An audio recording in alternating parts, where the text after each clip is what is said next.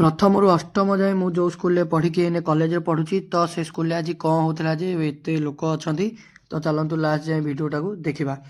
ଜୟ ଜଗନ୍ନାଥ ଛୁଆମାନେ। ତ ମୁଁ ଆଜି ସକାଳୁ ସକାଳୁ ଉଠିକି ପଳାଇ ଯାଇଥିଲି କଲେଜରେ ଦେଖିଲା ବେଳକୁ କେହି ନାହାନ୍ତି। ମୁଁ ଏକାଟିଆ ସେଠି ବଇଥିଲି ତ କେହି ନାହାନ୍ତି ଦେଖିପାରୁଥିବେ। ତ କିଛି ଟାଇମ୍ ଅପେକ୍ଷା କଲା ପରେ ଆମର ଆଜି ଯାଇଥିଲା ରାକେଶ ସହିତ ଘରକୁ ପଳାଇ ଯାଇଥିଲି। ତାପରେ ମୁଁ ମୋର ପଳାଇ ଯାଇଥିଲି ଆମର ସ୍କୁଲରେ ମୁଁ ଆସିଲା ବେଳକୁ ଆମର ସବୁ ସାଙ୍ଗ ପିଲାମାନେ ଆସି ଯାଇକି ପହଞ୍ଚି ଯାଇଥିଲେ।